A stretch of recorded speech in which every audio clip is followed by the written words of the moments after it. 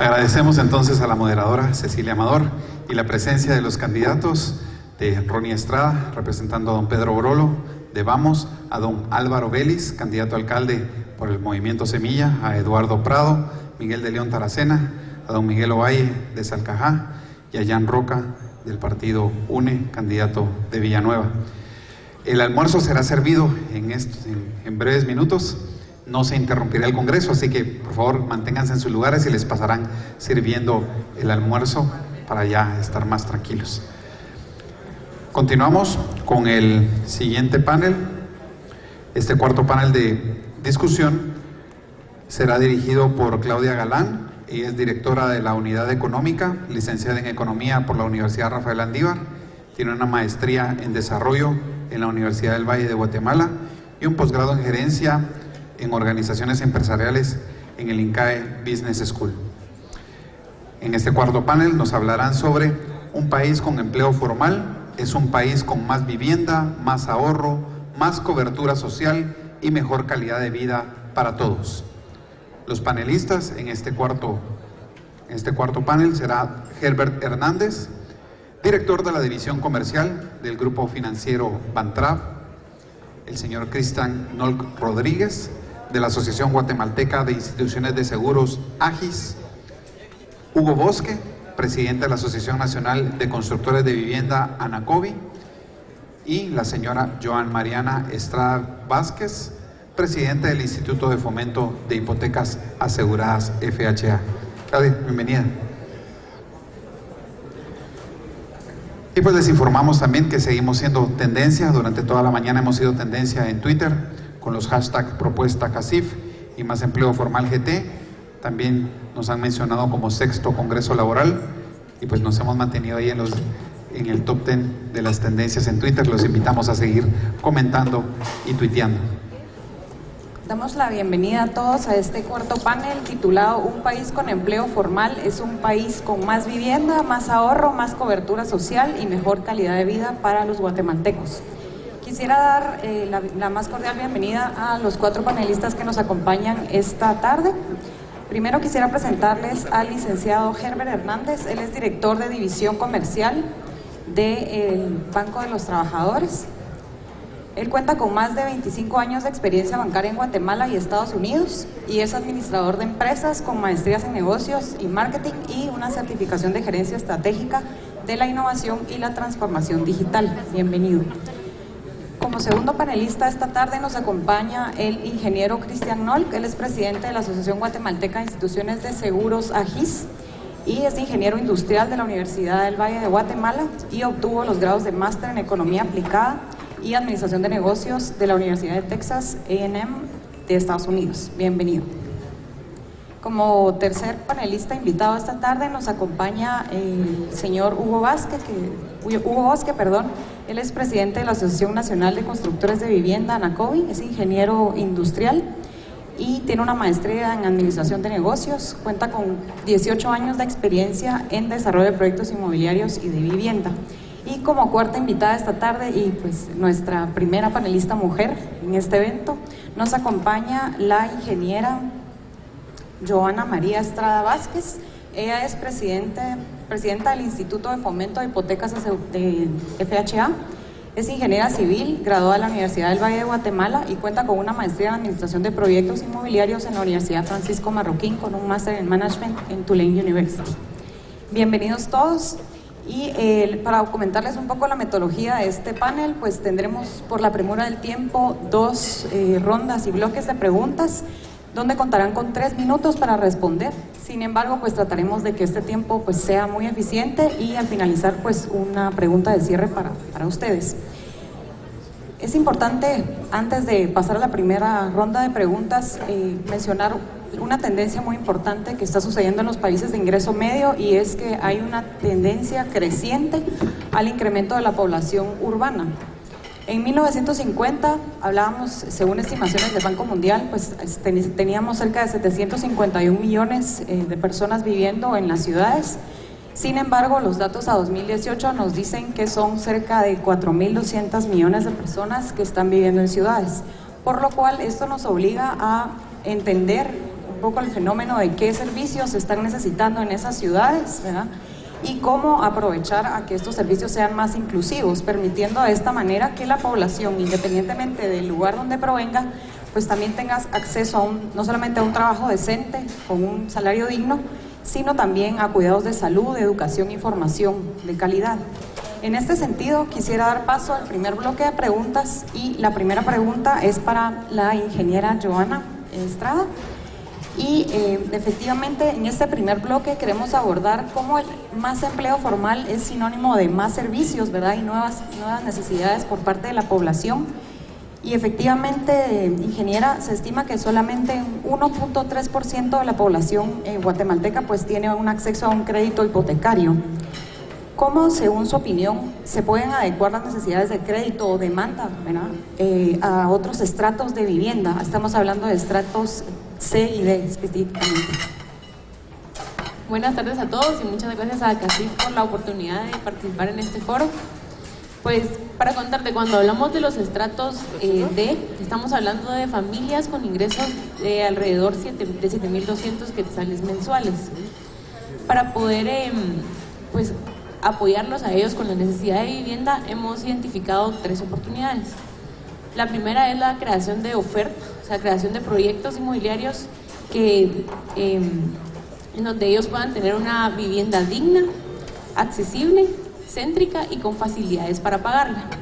Precisamente el día de hoy estuvimos por la mañana inaugurando el primer proyecto de Movies, que es un proyecto que está ubicado en la zona 6, en donde es un edificio con 6 niveles, sin elevador, con apartamentos entre 45 y 50 metros cuadrados para precisamente este segmento. Para esto es súper necesario el apoyo de las municipalidades para que podamos contar con todos los servicios necesarios y con los trámites para poder realizar este tipo de proyectos. Actualmente nosotros, el 14.8% de los seguros emitidos son para viviendas menores a 250.000 quetzales, y con este tipo de proyectos quisiéramos aumentar este valor. Como segundo punto, es necesario que exista un subsidio. Actualmente hemos hablado muchísimo de la ley de interés preferencial, que es muy necesaria para estos segmentos, porque de lo contrario es muy difícil que estas personas logren aplicar y que se les dé un crédito inmobiliario. Y como último punto, lo que veo es que necesitamos que estas personas tengan creación de empleo formal. Al tener ellos un empleo formal, tienen los requisitos necesarios para poder optar por este tipo de créditos, lo que son tener dinero en el banco, o sea, estar bancarizados. Segundo, tener un ingreso fijo que no venga necesariamente solo de remesas, que generalmente las remesas son destinadas a este tipo de vivienda, y pues que ellos tengan esa estabilidad tanto laboral como financiera. Gracias. Muchísimas gracias, ingeniera. Pasamos a la segunda pregunta de este primer bloque, y la siguiente pregunta es para el licenciado Hernández. Y efectivamente quisiéramos que nos comparta cuál es el rol del sistema bancario en esta provisión de servicios integrales. Okay, muchas gracias. Gracias por la invitación. Un gusto estar aquí con ustedes. Buen provecho a todos. Definitivamente la banca juega un rol muy importante dentro del tema del trabajo.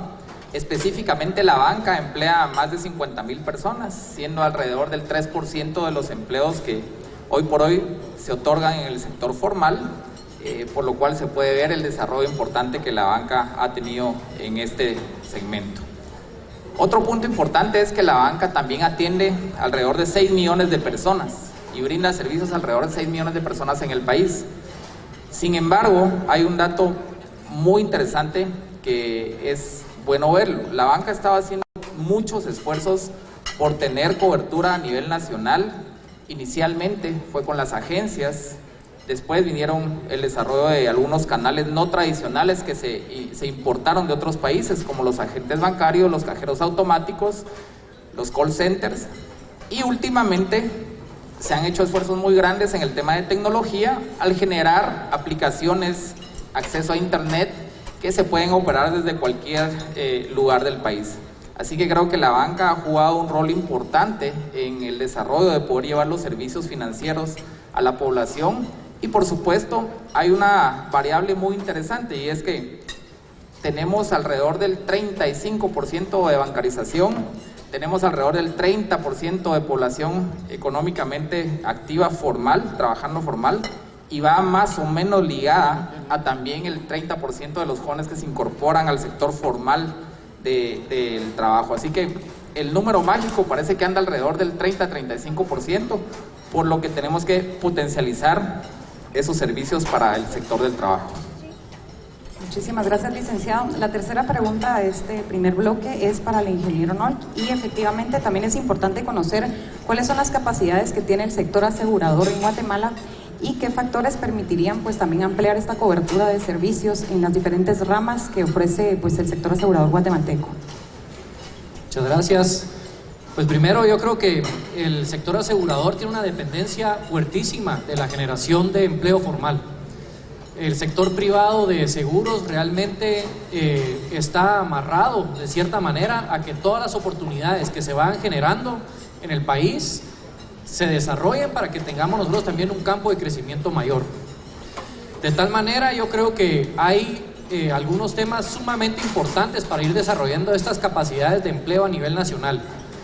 Uno, pues es todo el tema de urbanización, que somos de los países menos urbanizados a nivel latinoamericano, y ese proceso tiene que avanzar y continuar con mayor rapidez, y ahí hay muchos temas que todos nosotros podemos hacer. Segundo, tenemos que tener alternativas de cómo ir generando mayor flexibilización laboral, como por ejemplo el acuerdo 175 de empleo laboral flexible es sumamente importante para ir a estar haciendo estos avances. Y tercero, la parte de seguros, tenemos una dependencia también bastante fuerte de la parte bancaria para poder llevar esos servicios a una mayor cantidad de personas. El seguro es un producto que nadie compra buscando tener que utilizar. Y muchas veces he dicho que el seguro no genera riqueza, pero sí evita pobreza. Y el poder tener este tipo de servicios financieros en una etapa de crecimiento de una nación es algo importantísimo, porque nada nos garantiza que no va a venir nada en nuestras familias, en nuestras empresas, que boicotee ese crecimiento que tenemos planeado y planificado. El seguro es una herramienta de gestión y de poder transferir esos riesgos que de alguna manera estamos en una etapa donde no podemos absorberlos nosotros. De la misma manera, el sector asegurador ha ido evolucionando e integrándose verticalmente de cierta manera con servicios médicos que hoy en día son una función principal para el bienestar de toda la empresa, de la sociedad guatemalteca. Y la capacidad que tenemos como aseguradoras, como aseguradores privados, realmente es bastante grande. Tenemos todos esos potenciales para poder llegar a cualquier lado de la población, pero entre mayor eficiencia generemos mediante la urbanización, esos servicios irán siendo cada vez mejores. Muchísimas gracias, ingeniero. Y muy correcta y su afirmación, efectivamente, es el cómo promover esa cultura de seguro en Guatemala, ¿verdad? Que es tan importante también. Y en este sentido, pues también pasamos a la última pregunta del primer bloque, es para el ingeniero Bosque. Y creo que es importante mencionar el importante auge que ha tenido el sector inmobiliario en Guatemala, y en la última década pues ha crecido un 20%. Si hablamos propiamente de la construcción vertical, pues en 2018 se estima creció un 67%, y de hecho pues un 41% de crecimiento en los metros otorgados según estimaciones de la Municipalidad de Guatemala. La pregunta es, ingeniero Bosque, ¿cuáles son los factores que han motivado estas dinámicas y esta tendencia de crecimiento en este sector, y cómo ha evolucionado la demanda y justamente cómo continuar creando esos servicios que se van necesitando? Muchas gracias, muy buenas tardes a todos, agradeciendo por la participación el día de hoy. Pues el tema de la migración que hemos tenido muy fuerte a las ciudades principales de los departamentos cada vez se va a ir haciendo más evidente, y ahí es donde es sumamente importante que los alcaldes que lideran estas municipalidades puedan tener planes integrales que vengan a resolver todos estos nuevas familias que van a estar viviendo dentro de las ciudades. Para nosotros sí vemos como preocupante el poco crecimiento a la compra de la adquisición de la vivienda, y ahí es donde es importante para nosotros el tema de la formalidad, porque la mayoría de los casos de crédito que se están dando hoy en el sector financiero y de vivienda están siendo atendidos solo por el sector formal. sí existen las oportunidades y algunos bancos se han abierto ya a la propuesta de atender un poco el sector informal. Y ahí es donde es importante las políticas, como la bien mencionaban y que se ha mencionado ya en con varios panelistas, en la ley de tiempo parcial, para que toda esa gente pueda tener una formalidad y de alguna manera pueda bancarizarse y mediante esa bancarización puedan llegar a ser sujetos de crédito y adquirir su vivienda. El crecimiento que hemos tenido o la venta de vivienda que se ha logrado tener en los últimos 10 años ha sido poco. Necesitamos hacer muchos esfuerzos más para cambiar esa tendencia porque no estamos logrando reducir el déficit habitacional. Año con año ese déficit habitacional crece y ese déficit habitacional crece mucho en los sectores más bajos de la población, que son los que también están más necesitados de tener un acceso a la vivienda.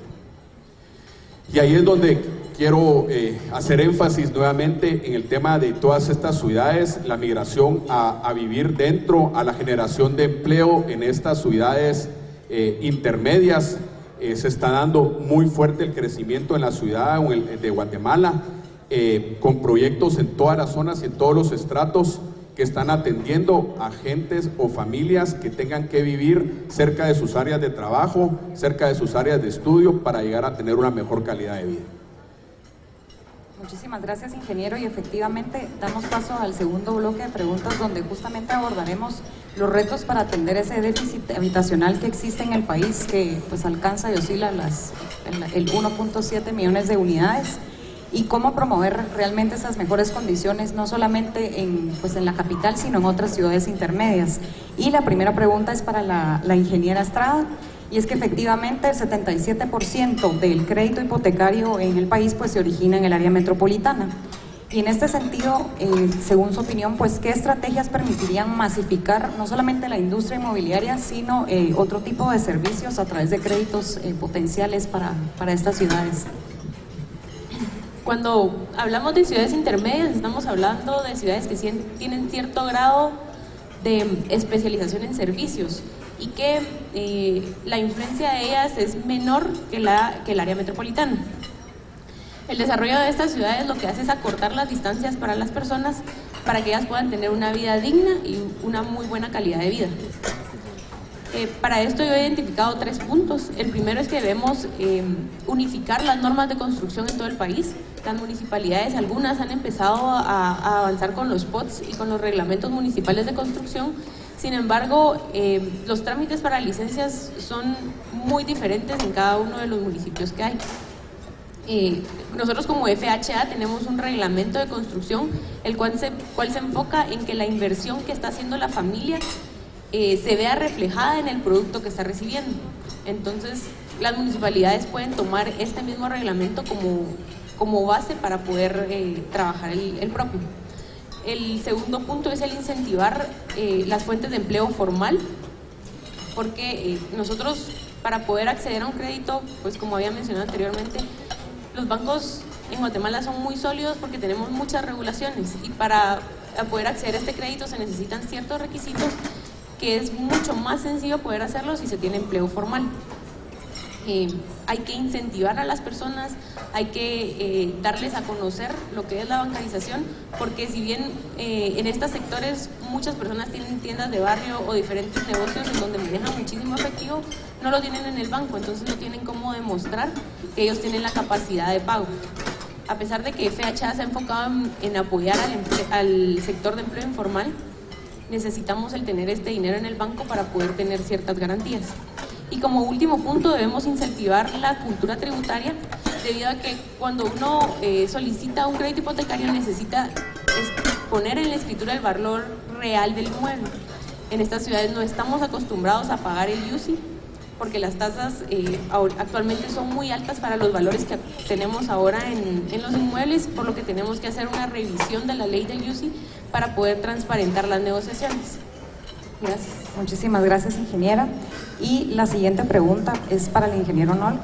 Y efectivamente ya hablábamos de cuál es el potencial que debe surgir en esas ciudades intermedias. y cómo entender o qué necesidades han observado ustedes que tiene el mercado de seguros y que puede ser un potencial en las ciudades intermedias, y qué ramas de seguros podrían ser potenciales para introducir en estas ciudades. Bueno, yo creo que el potencial que tiene la rama de seguros en Guatemala es inmenso. Somos la nación de Latinoamérica con la menor penetración de seguros. Incluso nuestro vecino El Salvador es 3 veces más grande en penetración que Guatemala. Entonces, las oportunidades son inmensas, pero yo sí quisiera poner una priorización. Creo que en la etapa que estamos viviendo como sociedad, como nación, en este proceso de urbanización, de ir creciendo, la prioridad debería de ser que cada familia pues, pueda tener a los principales ingresos asegurados en vida. El que una familia en pleno crecimiento y desarrollo deje de tener un ingreso ya de por sí es un reto y puede atrasar en muchos años los esfuerzos que se han realizado. Hemos tenido casos donde con 50,000 quetzales podemos ayudar a que una familia entera salga adelante y pueda afrontar los gastos funerarios, los gastos de escuela y estudios necesarios, y eso evita que los niños de una familia tengan que empezar a trabajar de una manera informal antes de tiempo. El dar esas oportunidades, a mi criterio, es algo prioritario que tenemos como sector. Tenemos clarísimo que nuestra misión tiene que ser promover la prevención en Guatemala, y esa prevención empieza en casa, teniendo el sustento de un seguro de vida en caso de que algo no saliera bien. Las oportunidades son inmensas, porque también tenemos un gran déficit en servicios públicos de salud a los cuales un seguro puede dar acceso. Y el seguro hemos demostrado que incluso podemos generar precios y tarifas por debajo de la tarifa mínima del Seguro Social, por ejemplo, ¿verdad? Que da otras alternativas que también generan eficiencia y eficacia laboral, porque en vez de tener que ir a estar un día haciendo una cola por una consulta, podemos ir a un servicio privado que puede generar un servicio en cuestión de 2 horas que también genera eficacia. Pero si yo pudiera decir, la prioridad debería de ser poder tener un seguro de vida que pudiera ayudar al sostenimiento en el largo plazo de las familias. Muchísimas gracias, ingeniero. Y damos paso a la tercera pregunta de este bloque para el ingeniero Bosque. Y pues ya mencionábamos los retos de la informalidad, y que es una de las principales causas para realmente reducir este déficit de vivienda en el país. Y la pregunta es si, ya usted mencionaba la propuesta de una ley de interés preferencial, y de qué manera considera que pues esta sería una oportunidad para que el país pueda atender este déficit de vivienda que permanece en el país. Pues como primer punto me gustaría mencionar que el déficit o el área donde más se encuentra el déficit habitacional es en el segmento más bajo de la económicamente activa, del sector económicamente activo. Ahí es donde nosotros tenemos que dar foco a ver cómo vamos a atender a todas esas familias. Como bien mencioné, y lo mencionaba Joan, ya el FHA ya está haciendo esfuerzos para poder empezar a atender a ese sector informal. Creemos que con propuestas como la ley de tasa de interés preferencial vamos a poder empezar a cubrir a ese segmento de la población que generan hoy entre 1 y 2 salarios mínimos. Creemos que con la venta de la vivienda, esa familia ya va a estar bancarizada como número 1, y van a ser familias que van a empezar a formar parte de un sector más formal de la población. Entonces, tenemos que encontrar ese mecanismo de cómo podemos solventar el problema de todas esas familias que hoy no pueden comprar una vivienda, que hoy por hoy lo que están haciendo es alquilando en áreas que muchas veces las condiciones no son las mejores de una vivienda, y que al darles una propuesta económica que ellos puedan trabajar mes con mes, como es esta ley que ayuda con una rebaja en la tasa de interés durante el periodo del crédito, estas familias van a poder vivir en un lugar adecuado y van a ser familias que van a estar buscando la formalidad, ya que ya van a empezar a formar parte del sector bancario y van a poder de alguna manera adquirir su vivienda. Es importante que logremos trabajar en algunas otras propuestas también, como cómo formalizarlos, ya que es sumamente difícil cómo demostrar que estas familias pueden adquirir un crédito. Cómo bancariamente en el análisis pueden llegar a demostrar que mes con mes pueden pagar una cuota y adquirir su vivienda. Y ahí es la importancia nuevamente de la formalidad, donde puedan realmente trabajar con el banco y el sector que está necesitado de vivienda, el poder tener claro cómo son sus ingresos para que de esa forma puedan adquirir la vivienda. Muchísimas gracias, ingeniero, y efectivamente es muy válido lo que usted menciona, ¿verdad? Es a través de ese empleo formal que los guatemaltecos pueden adquirir esos créditos, ¿verdad? Y así continuar formalizándose y poder acceder a esa vivienda digna, ¿verdad? Y en ese sentido, licenciado Hernández, me gustaría, usted mencionaba al inicio de este panel cómo pues solamente un 35% de la población se encuentra bancarizada. ¿Qué nuevas estrategias han pensado como banca, ¿verdad?, en el país para poder continuar esta cultura de bancarización y sobre todo esta profundización? Gracias, esa es una pregunta muy difícil de responder. Creo que es muy profunda y no es solo un esfuerzo de la banca. Hay un factor que no lo he escuchado mucho durante la mañana y es el factor educación. Creo que ese factor es clave para que el desarrollo del país siga teniendo un camino distinto al que hemos tenido hoy. Si no hay educación, difícilmente vamos a estar bancarizados. Y como ya mencionaron en todas las exposiciones de la mañana, a través de la bancarización pues viene un seguro, viene un acceso a la vivienda, vienen, en fin, todos los servicios que estamos tratando de llevar. Creo que la banca ha hecho esfuerzos por innovar, pero no hemos logrado encontrar un tema disruptivo. ¿Y cuál es la diferencia entre innovar y ser disruptores en este segmento? Hemos estado innovando con muchos productos, pero la disrupción se produce cuando estos productos se adoptan masivamente. Y en el país, teniendo una bancarización de alrededor del 35%, pues definitivamente no hemos logrado ser disruptivos.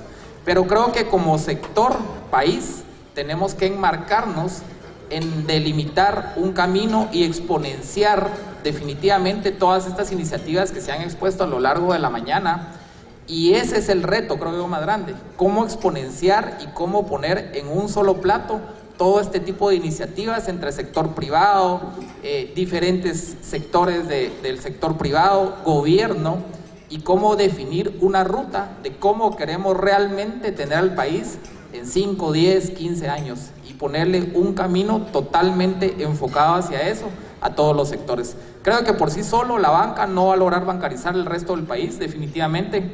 Creo que eso es un esfuerzo que se va a seguir realizando, pero los niveles de crecimiento para sacar al país de donde está hoy no van a poder ser solo de la banca. Hay necesidad de muchas cosas. Para ponerles un ejemplo, en un país ya bastante más avanzado en términos de la banca, otorgan 70,000 créditos hipotecarios. Imagínense, 70,000 créditos hipotecarios, una sola institución. Tienen productos que uno dice, ¿cómo lograron crear este producto? Están dando créditos hipotecarios sin hipoteca. Entonces, creo que este tipo de iniciativas ya existen y las podemos ir a ver, pero necesitamos del apoyo de todos. Muchísimas gracias a nuestros panelistas por sus respuestas y sobre todo muy eficientes en el tiempo. Quisiera dar paso a la última pregunta. Esta dinámica va a ser de 2 minutos, ¿verdad? Y es una pregunta de cierre. Y efectivamente esta mañana hemos escuchado pues la amplia oferta electoral que tenemos, ¿verdad? Pero sí es importante mencionar las prioridades por parte de los sectores productivos del país. Y en este sentido, pues, ¿cuáles serían las recomendaciones que ustedes harían para incentivar esos servicios en las ciudades intermedias y sobre todo en temas de vivienda, ¿verdad? Ya lo mencionábamos en el tema de seguros, de salud, formación, ¿verdad?, para el trabajo, de manera más ágil y eficiente para los guatemaltecos. Iniciamos con el licenciado Hernández. Muchas gracias. Creo que definitivamente, como lo estaba mencionando, la educación. Tenemos que priorizar la educación. Otro tema importante es que tenemos que conocer cuáles son estos polos de desarrollo del país. Hay muchos estudios alrededor de esto, pero creo que lo que falta es consensuarlos dentro del sector público-privado y generar estos polos de desarrollo que contengan un tema de gobierno, de educación, de sector privado, para que definitivamente se generen empleo. no dejarnos guiar por los temas de moda, ¿verdad? Tenemos temas de emprendimiento que está muy de moda hoy por hoy, pero los emprendedores realmente, de cada 100 emprendedores, fracasan el 92 o 93%. Entonces sí, es una alternativa, pero que realmente no nos permite salir como país del tema en donde necesitamos generar empleo. Están incorporándose alrededor de 170,000 personas a la fuerza laboral cada año, y de esas solo entre 10,000 y 13,000 obtienen un empleo. Imagínense ese déficit que estamos generando año con año. Empezamos a pensar qué va a ser del país en los siguientes 20 años. Así que creo que el desarrollo de estos polos tenemos que llevarlo a cada ciudad. Hoy por hoy está concentrada la iniciativa privada y el gobierno también en una buena parte aquí en la capital. Y si queremos que el resto del país se siga desarrollando, tenemos que generar esos polos, esos ecosistemas. Y hay un factor importante también que debemos de aprovechar: la tecnología. Estamos viviendo en una era en la que la tecnología puede hacer posible muchas cosas. Hoy un microscopio que costaba $500, ahora hay microscopios de papel que pueden evitar que la gente se enferme, y el costo es de 50 centavos de dólar. Y así hay un montón de iniciativas tecnológicas en el mundo que podemos traer al país para que puedan ayudarnos a desarrollar esto. Muchísimas gracias, licenciado. Ingeniero, gracias. Bueno, yo creo que esta es una agenda nacional de todos, de cómo promover el aumento del empleo formal, y la única vía que yo veo es que se tiene que reactivar todo el tema de inversión en Guatemala. Aquí, fuera del sector que representemos, necesitamos que Guatemala se reactive en fomentar más fuentes de empleo, y eso lo tenemos que lograr primero con certeza jurídica. No podemos seguir trabajando y pidiéndole a los inversionistas y los capitales que vengan a abrir nuevas oportunidades de empleo si no van a saber qué va a pasar en 2, 3, 4, 5 o 10 años. El otro tema es que tenemos que volver competitiva a Guatemala en términos de eficiencia. La tramitología para poder sacar una licencia de construcción, una licencia para un proyecto nuevo, es demasiado para un inversionista que tiene opciones en múltiples otros países de Latinoamérica y Centroamérica. Y si esas inversiones se van a otros países, el que pierde es Guatemala. Y tercero, tenemos que tener las condiciones laborales adecuadas para que esa competitividad sea adecuada. Tenemos el salario mínimo más alto de nuestros vecinos. No tenemos todavía la ley de empleo parcial. Y todos esos son elementos que son necesarios para que Guatemala como nación sea competitiva y pueda entonces tener la atracción de capitales internacionales, adicionales a los capitales privados de Guatemala que se han mantenido aquí durante mucho tiempo y siguen creyendo en Guatemala. Pero eso es lo que tenemos que buscar como nación, independientemente del sector que representemos. Muchísimas gracias, ingeniera. Pues, en mi opinión, yo creo que hay dos puntos muy importantes que debemos de tomar en cuenta, y el primero es, como mencionaban anteriormente, la educación. El poder lograr que las personas tengan las diferentes habilidades para poder desarrollarse bien en un trabajo en un futuro. Como segundo punto es la creación de empleo formal.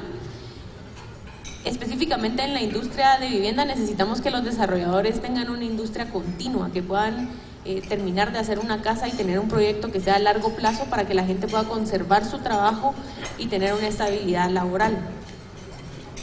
También debemos, en relación al empleo, hacer llamativo para las empresas internacionales el poder trabajar aquí en Guatemala, darles esa estabilidad, porque el sector más bajo de la población tiene muchos trabajos que son en call centers, en maquilas, en donde nosotros podemos desarrollar a la gente para que trabaje en esos sectores y tener ese empleo formal que se busca.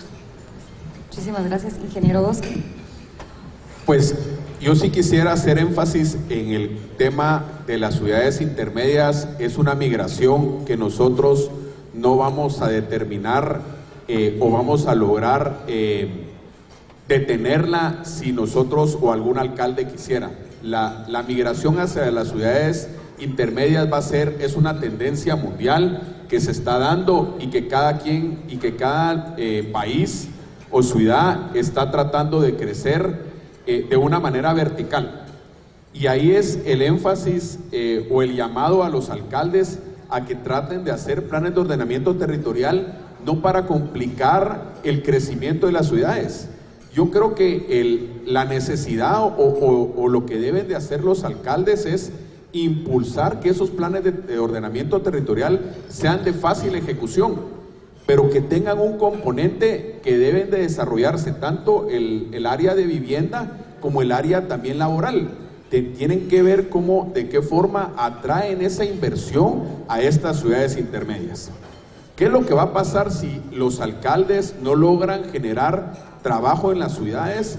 Va a seguir existiendo esa migración como se está sucediendo actualmente hacia la ciudad de Guatemala, porque cada vez las familias van a buscar mejores oportunidades de empleo, que van a ser oportunidades de empleo de los departamentos o municipios que estén ofreciendo esa calidad de vida. Y entonces los alcaldes tienen que voltear a ver que todo eso genera de alguna manera ingresos para sus municipios, y ahí la importancia de tener un plan de ordenamiento territorial que apoye la inversión en cada uno de los departamentos. Muchísimas gracias, ingeniero, y quisiera agradecer a nuestros 4 panelistas invitados por sus opiniones, pero sobre todo por sus tan enriquecidos argumentos. Me gustaría tomar un minuto más del tiempo que tenemos para este panel para poder mencionar algunos puntos importantes que se tocaron en esta discusión. Y efectivamente es importante mencionar que la generación de empleo formal pues debe convertirse en una agenda de país, ¿verdad? Y realmente cómo dinamizar a través de los territorios y cómo generar ese empleo formal para los cerca de 4 millones de guatemaltecos que hoy no solamente no tienen un acceso a un empleo formal, sino también no tienen ese acceso a la banca, no tienen esa responsabilidad de pago de impuestos, no tienen acceso tampoco a un sector asegurador, y también es importante que no tienen esas modalidades de financiamiento para poder tener una vivienda digna. En ese sentido, importante mencionar algunos puntos que nuestros panelistas nos compartían en esta tarde. Y efectivamente el primero es cómo dinamizar los territorios, ¿verdad? Y cómo continuar esta urbanización en otras ciudades, no solamente en el área metropolitana. Y en ese sentido, lograr un grado de especialización a nivel de servicios en estas ciudades, con un importante potencial del sector de seguros, ¿verdad? Donde se genere toda una cultura de prevención, donde se puedan asegurar los ingresos, como bien mencionaba el ingeniero Nolk. Por otro lado, también la ingeniera nos mencionaba una cultura tributaria que es importante implementar y promover dentro de esos territorios y ciudades intermedias. Y por último, el factor de educación y formación, que realmente es lo que va a traer la inversión en estos territorios. Esto es lo que nosotros tenemos para esta tarde. Les agradecemos su atención y muy buen provecho. Agradecemos a los panelistas y a la conducción de Claudia Galán en este panel sobre